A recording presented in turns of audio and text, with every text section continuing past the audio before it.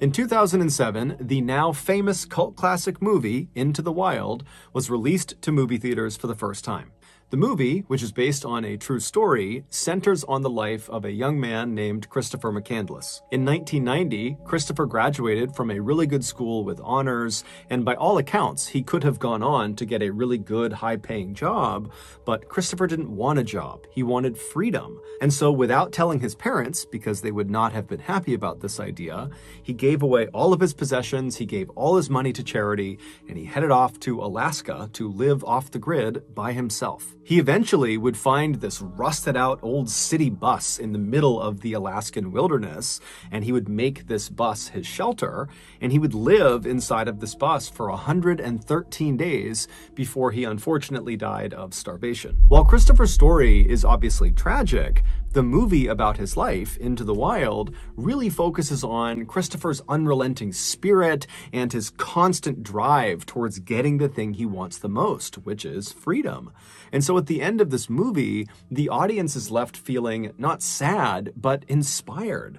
Inspired to take big risks in life and seek out adventure before it's too late. One audience member who was totally inspired by Christopher McCandless's life story was an 18-year-old young man named Matt Higgins who lived in Oregon. Matt was about to graduate high school, and unlike a lot of his peers, he had no idea what he should do after graduation, whether it was get a job or go to school. But after watching Into the Wild, a third option appeared to him, which was to head off into the wild, just like Christopher McCandless had done, except not permanently. Matt quickly fell in love with this option. He viewed it as a chance to kind of take a break from reality and go find himself, and then at the end of his stint in the wild, he could come back and, get a job or go to school. And so Matt's official Into the Wild plan was that he would graduate in 2007, and then in the spring of 2008, he would hike the entirety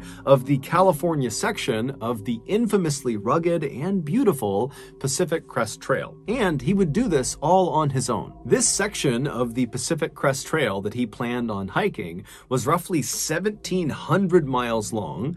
It began on the border of Mexico in Southern California, and it wound its way north up to the border of Oregon. The trail cut through deserts and up and over mountains, and there was lots of dangerous wildlife to contend with. And on top of that, there were many points along this trail where hikers were very isolated. They were not anywhere near civilization, and so if anything were to happen to them, they'd be on their own. And so naturally, this hike was not a beginner hike. However, Matt was not a beginner hiker. He had grown up hiking and camping all over Oregon and the western United States. He had spent time in totally well-marked and safe areas, and he had also spent time hiking around very dangerous and isolated areas where there were cougars and bears and unmarked cliffs everywhere. And so Matt felt like, with his experience in the outdoors, he was perfectly suited to take on this big of an adventure.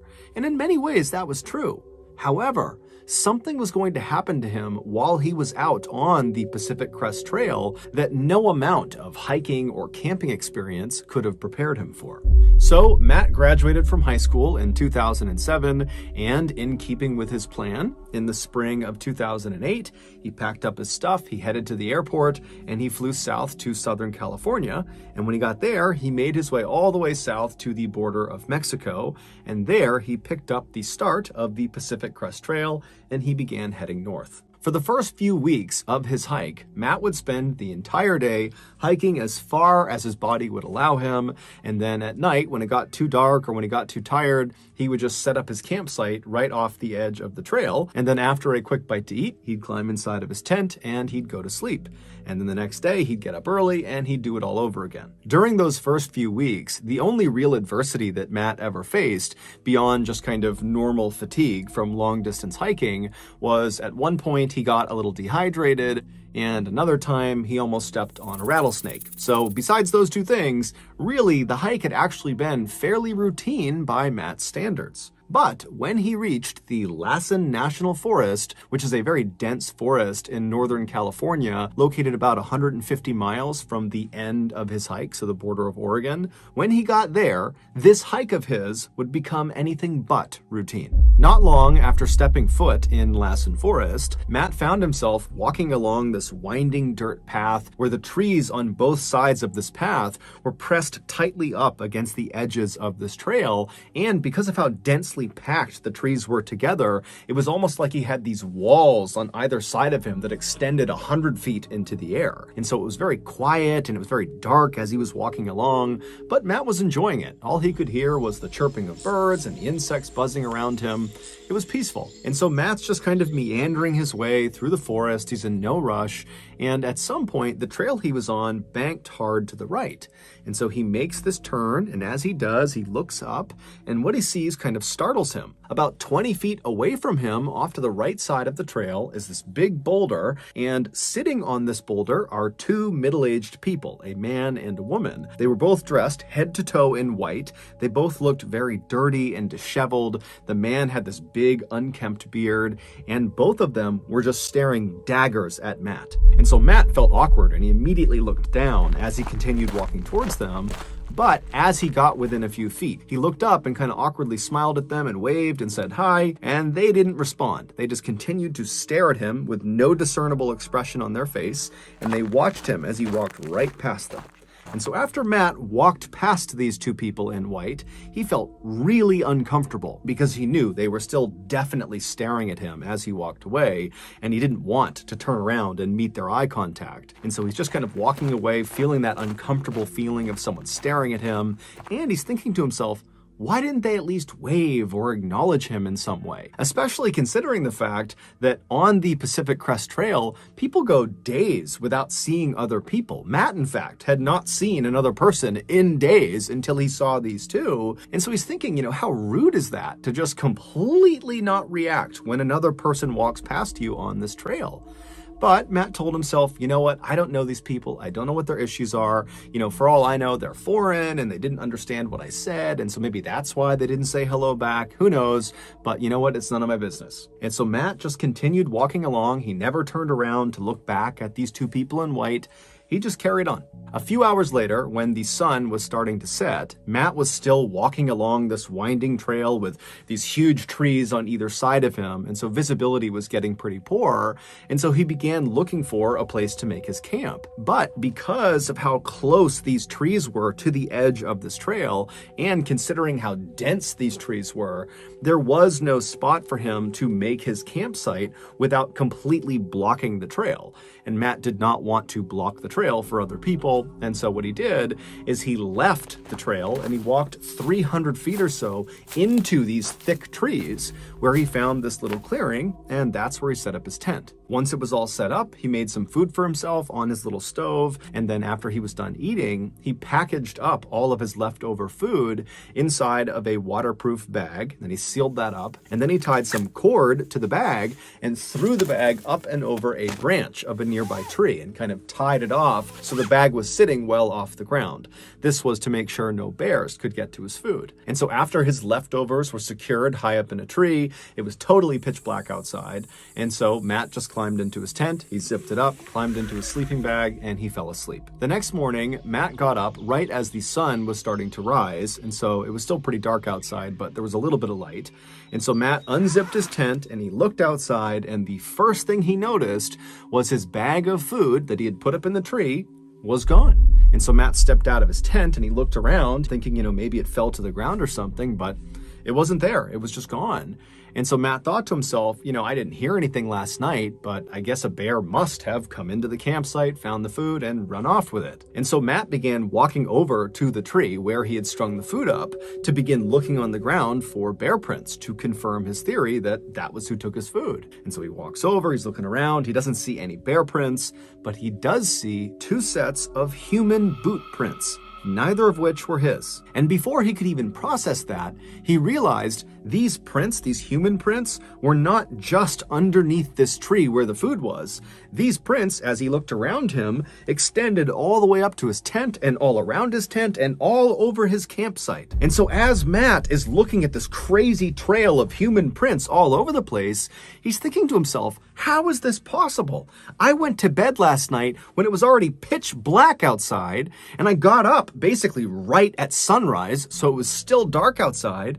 So these two people that were walking all over my campsite and cutting my food down, they somehow navigated here 300 feet off the main trail in the middle of nowhere. They navigated here in total pitch blackness, and they did it silently without waking me up. How is that even possible? And so after running through this thought process, Matt realized the only logical conclusion was that the two people he saw on the rock, the people in white, had followed him after seeing him. They saw where he left the trail, and they had waited until he fell asleep and then snuck out and robbed him. As Matt's thinking about this, he suddenly realized that maybe they're still around. Maybe he's still being watched.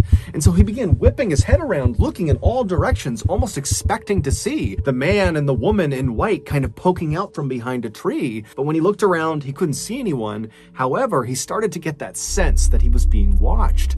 And so feeling really uncomfortable, he quickly packed up his campsite and walked as quickly and calmly as he could toward the trail.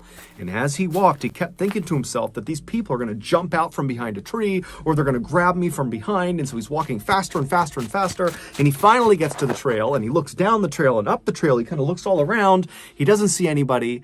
And so he tells himself, okay, they're gone.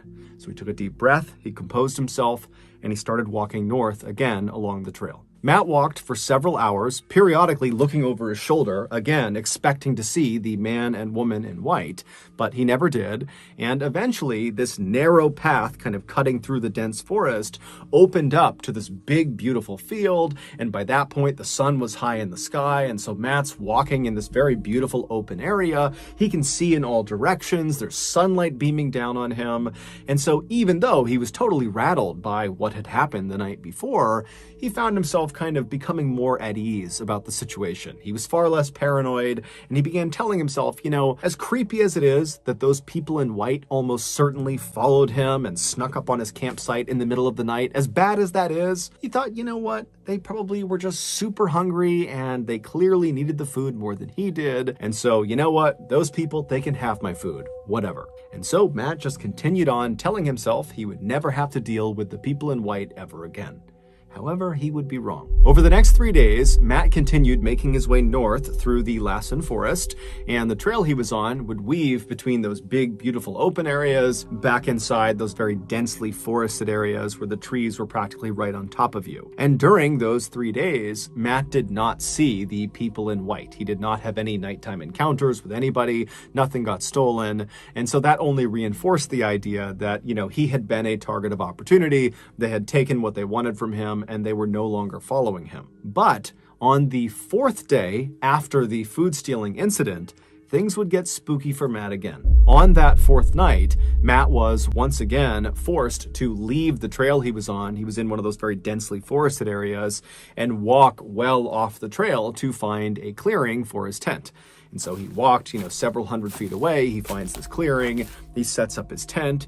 And then also he sets up a perimeter of sticks all around the outside of his campsite. This was a precaution he had begun taking after the food stealing incident.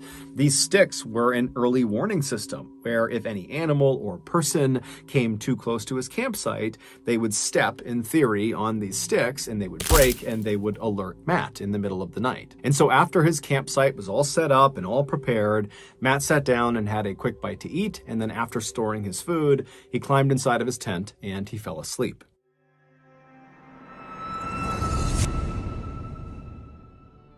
Before we finish the story, I want to tell you about today's sponsor, HelloFresh. Are you tired of spending hours and hours in the kitchen preparing the perfect fermented walrus tail and cobra heart soup, only to be met with looks of disgust from your dinner guests? Hi, I'm Mr. Ballin, and I had the same problem you did until I realized fermented walrus tail and cobra heart soup is just gross, and you should not be serving that to your dinner guests. Instead, serve them a meal from HelloFresh. HelloFresh is a meal service that sends actually good-tasting food right to your doorstep. Between menu items like cheese-stuffed burgers with pesto aioli and grilled salmon with balsamic tomatoes, you are bound to finally wow those finicky dinner guests at your next summer barbecue.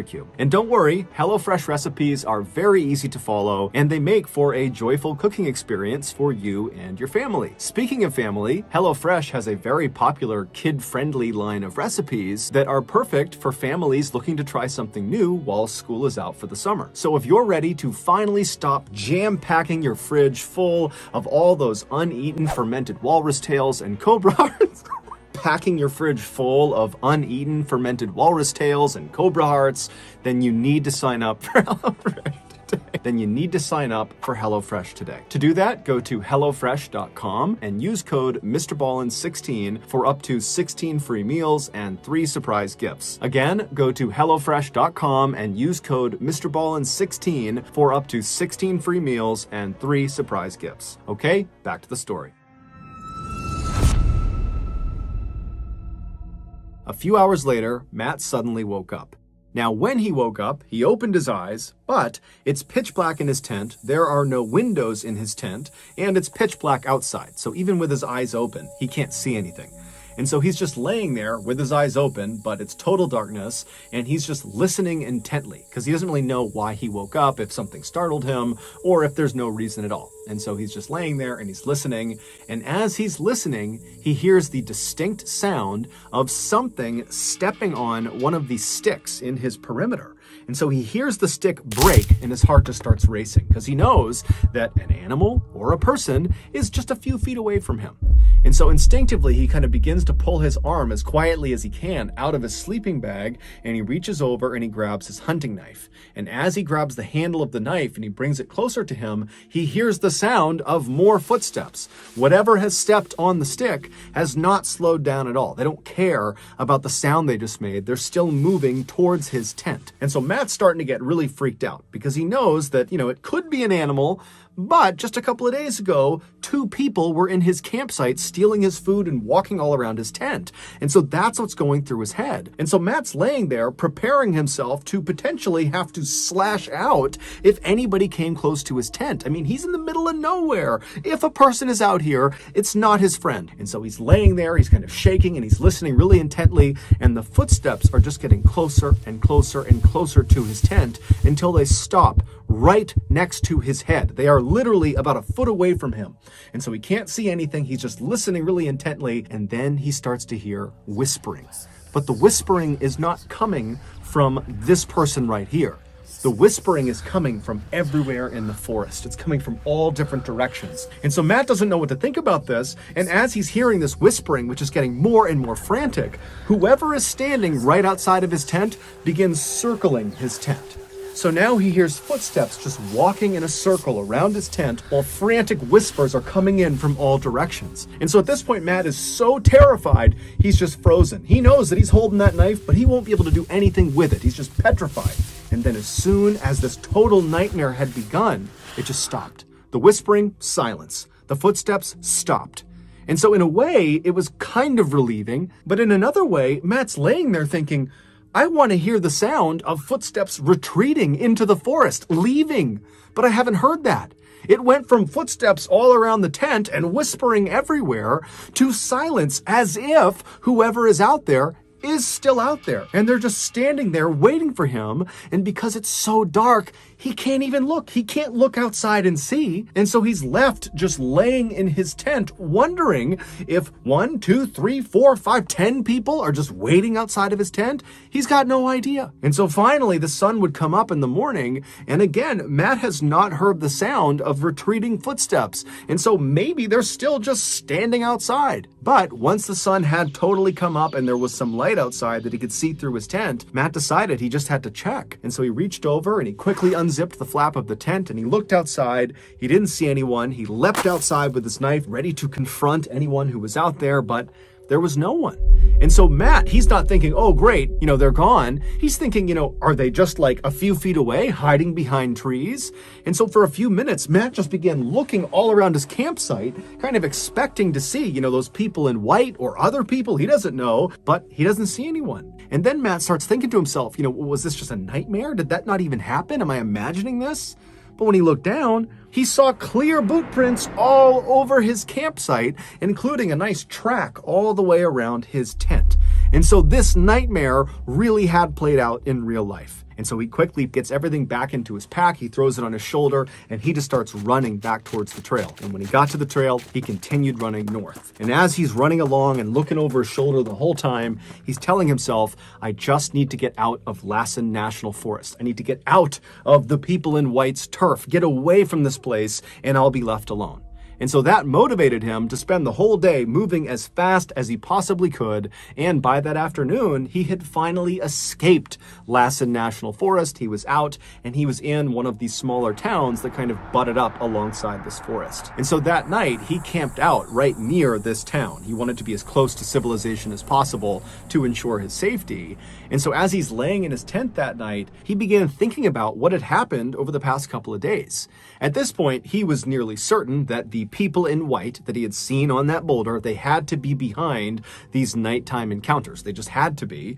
And so he's thinking to himself, okay, well, the first encounter I had with them, when they stole his food, yeah, that's creepy, but it makes sense. They followed him, they went to his campsite, they stole his food. Okay, fine. That makes sense to him. But the second encounter, the one that had happened the night before, that didn't make any sense. Assuming it was, again, the people in white responsible, that meant they had been following Matt the whole time, and he had not seen them somehow, even though over the last couple of days, he had been looking over his shoulder constantly, looking for those people, but he didn't see them, and they still managed to follow him all the way over several days to this other unmarked campsite, hundreds of feet off the main trail. So how did they do that? And then two, once they were at his campsite and he's laying there listening to them, walking around the campsite, whispering to each other, what were they doing? And then how did the footsteps and whispering just stop immediately and he didn't even hear the sound of them retreating into the woods?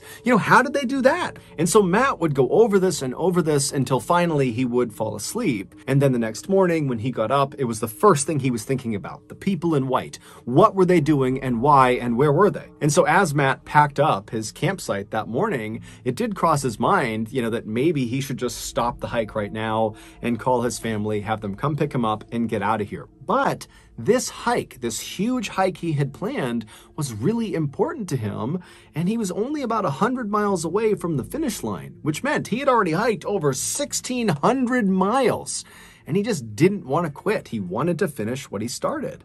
And so he packed up his stuff, he threw it over his shoulder, and he continued on. And so that day, Matt would leave that little town, and he would make his way up into another very dense forest called the Mount Shasta Forest. Mount Shasta was a lot like the Lassen Forest, except Mount Shasta has a very disturbing backstory. Specifically, lots and lots of people go missing inside of Mount Shasta, and often they go missing under baffling circumstances. The most frightening of these missing persons reports are when someone comes back, the survivor of the event, and they will say, they saw their hiking companion. They clearly saw them. And then they turned their back on them just for a few moments, few minutes, whatever it was. And when they turned back around, the person they were with was now gone. No trace of them, nothing. They're just gone. And despite a massive search for them, they're never found again. There is a distressing number of missing people in Mount Shasta that sound just like that. It's totally terrifying. So with that in mind, Matt makes his way into the Mount Shasta forest, and even though it totally stressed him out to once again be walking on these dirt pathways where the trees are very tight on either side of you, they're very dense, and as he's walking, he's kind of looking in both directions, expecting to see somebody watching him. Despite feeling that way, Matt just continued to stay focused and kept telling himself to just continue on because you're so close to the end. And so the first 3 days that he was in the Mount Shasta forest, forest, Matt would just keep his head down and very stoically every day he would just hike as far as he possibly could. In the evening, he would set up his campsite either right off the trail or maybe a little ways off the trail in a clearing, and he didn't have any run-ins with the people in white or anybody else for that matter. He was totally left alone. But on his 4th day in the Mount Shasta forest, all that would change. On that 4th day, Matt found himself not inside one of those very dense forested areas, but rather in this very open trail that was up on the side of this mountain. And because this trail was fairly high up in elevation, the tree coverage was fairly sparse, and so there was great visibility. He could see miles ahead of him, and when he turned around, he could see miles behind him. And so Matt is just walking along this trail, kind of enjoying the day. It's beautiful outside. And at some point, he turns around and looks behind him. Now, all day he'd been doing that, and he had not seen anyone. But this time, when he turned around, he saw 2 little white dots, miles and miles back, slowly making their way along the trail that he was on. It was the people in white. They were back. At this point, Matt was at least 50 miles or more away from that first place he had walked past the people in white when they were sitting on that boulder, which meant, 1, Matt was right. These people in white really had followed him and almost certainly were responsible for the nighttime visits he was getting. And 2, for reasons unknown, they were still following him. Matt suddenly didn't care at all about completing his big hike. He just wanted to get the heck away from those people. And so very quickly he pulled out his map and he looked, and to his horror, he realized he was in one of the most isolated portions of the entire hike. He was at least 25 miles away from the nearest civilization, a little town called Castella, California. And so without a better option, Matt put the map back in his pocket. He took one last look at the people in white who were making steady gains on him, and then Matt just turned away from them and began booking it down the trail. And Matt would run for hours and hours and hours without stopping. Even when he turned around and could no longer see the people in white, he just kept on running. And then when the sun set and he could barely see the trail, he just kept on running. It literally wasn't until it was so dark outside that he actually couldn't see the ground anymore that Matt finally, totally exhausted, came to a stop. And then from there, he turned and left the trail and walked way away from the trail, hundreds of feet deep into the forest, to get as far away from these people in white as he possibly could.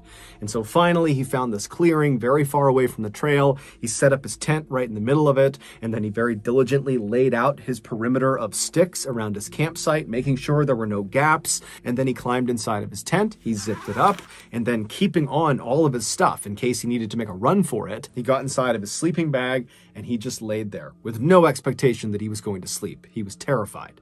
As he laid there, he thought to himself, okay, I have now run at least several miles ahead of them. I know that was them. I know I got some distance on them. There's no way they saw where I turned off the trail and where I've set up this campsite, so they can't possibly find me. And so Matt would lay in the tent for several hours just waiting to fall asleep. And then finally he would start to get tired because at this point it's totally quiet outside. He hasn't heard anything. And so he begins to doze off to sleep. And as he's getting more and more tired, he hears the sound of someone stepping on his perimeter of sticks. And as soon as he hears that stick break, he hears the all too familiar whispering pick up all around the forest. And then something new happens. Before Matt can even do anything, his tent lights up like a Christmas tree. Someone is shining a light on his tent. Someone has snuck up on his campsite in the middle of nowhere, hundreds and hundreds of feet off the trail, in the middle of the night.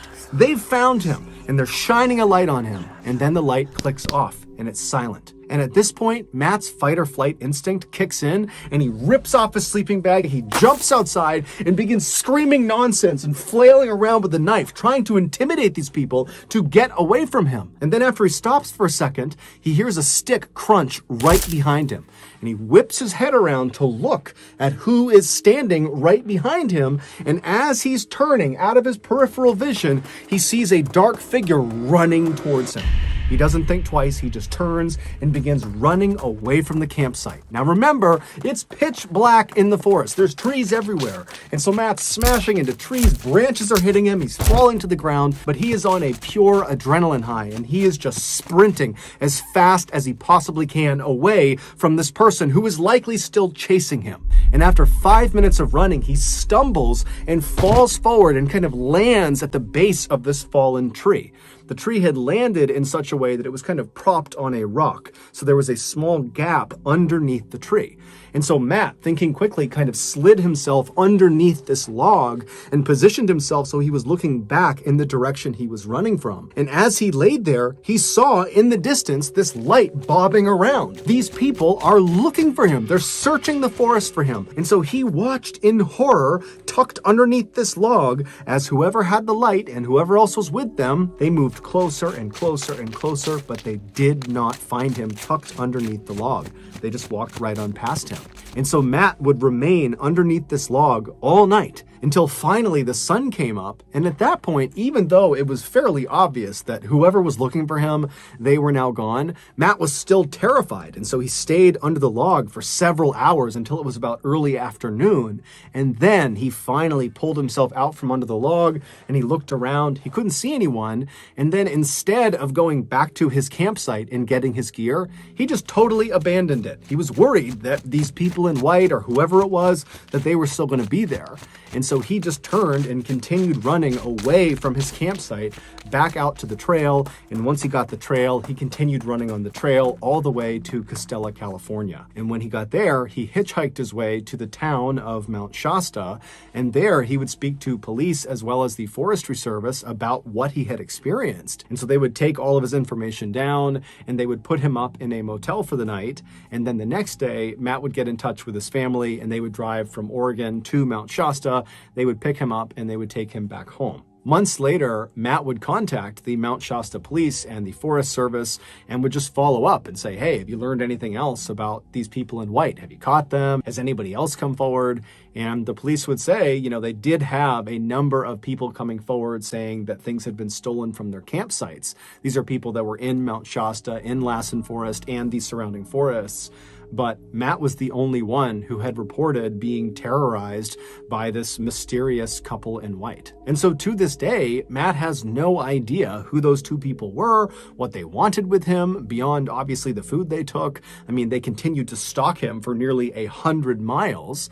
And he has no idea how they were able to keep finding his campsites that were hundreds of feet off the main trail in unmarked areas that they would somehow navigate to in total darkness without alerting Matt.